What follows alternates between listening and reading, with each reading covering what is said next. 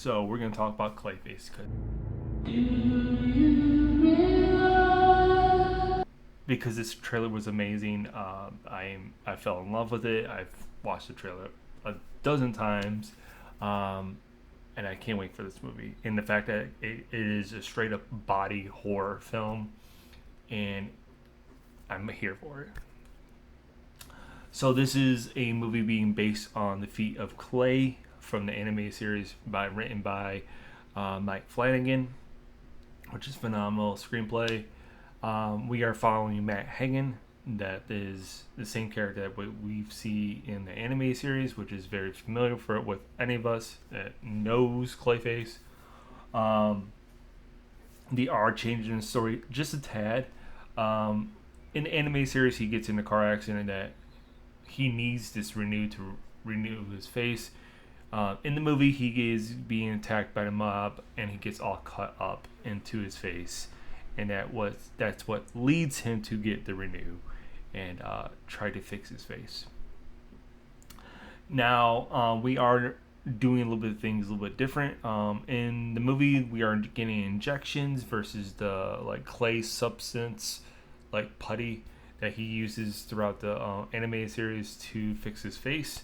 But this is nothing new. Now, if you are familiar with the Cape Crusader animated series that was briefly on Prime in 2024, the Basil Carlos character is Clayface in that episode, and they use injections so that he can mold his face to whatever character he wants, basically. I think this is kind of refreshing and kind of new, because not a lot of people know about this. Now I am kind of curious of what they're gonna call it. I really hope they don't call it something else and they just call it Renew, because that's just something that we're all familiar with. But only time will tell with that. Now, Naomi Atkins plays Dr. Caitlin Bates, who plays Matt's love interest in the movie, but also is the scientist that helps Matt turn into Clayface. Now, this is a character that is kind of very similar to the anime series, which is Dr. Celis Bates, who aids Matt in the anime series. But they're differentiating the names and whatever. Because Dr. Celis Bates is the scientist that helps Matt become Clayface, and I believe is love's interest also. So I'm excited for that also.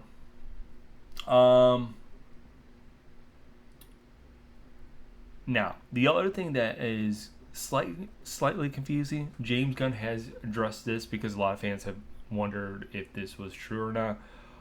This is Clayface's origin. This is before Superman. This is before Creature Commandos. This is before everything. I'm still trying to wrap my head around this. This is before all that. This is his origin story. It's before all those shows and TV movie. But the Clayface that we see in Creature Commandos, that is the same Clayface that we see we will be seeing this fall in Clayface the movie. I'm still trying to wrap my head around that, because it's just so he gets full blown Clayface like that, where he can shapeshift into anything and anybody, and I am very curious how they're gonna go about that in the movie. We do see him turn it into Clayface, kind of with his noticeable mallet or whatever he turns into, along with shape shifting his face towards the end of the film. But I am curious if he's going to be full blown Clayface towards the end of the film that we all know and love. The other thing that I am so in love with is the song by Flaming Lips, Do You Realize? Now, this is my thoughts and just my opinions of why they chose this song for this. Because throughout this trailer, you can hear him saying, "Do you realize that you have the most beautiful face?" Something Matt will struggle struggle to really realize after losing a movie role because of his, he feels he doesn't have the looks that land the role, leading him to get the substance called Renew, making him realize he's nothing without it, making it say, "Do you realize?" Because he needs this Renew to get these movie roles. So I'm very, I love that song. How the make you hear the song. Do you realize? Because Matt is fighting this internal thing of, because he doesn't even realize he's not good enough. His looks aren't good enough to land these roles that he wants. So that leads him into getting this Renew or this um, whatever they call it in the movie, which I'm really, really hoping they keep it called Renew, um, to get these roles in movie roles and be the star he wants to be. But those are the only things I noticed throughout the trailer. I'm not a real breakdown person when it comes to these kind of things, because this is a character I truly love. But as far as like, it's based on the animated series, so if you ever seen the animated series, you kind of get the gist of it. The bathroom scene that is based on one of the comics, I have right next to me. It's called Batman One Bad Day Clayface. That is, I recommend you guys go ahead and like kind of like read it. Again, it's another comic that is, it has Batman in it, but is kind of like, he's only in it just a handful. Um, and but there is a bathroom scene where he is basically like you see in the trailer, where he's all contorted and he's like in this mud form, and he shapeshifts into the character. Now, I really don't think we're gonna get that close to realizing that, but it would be pretty cool.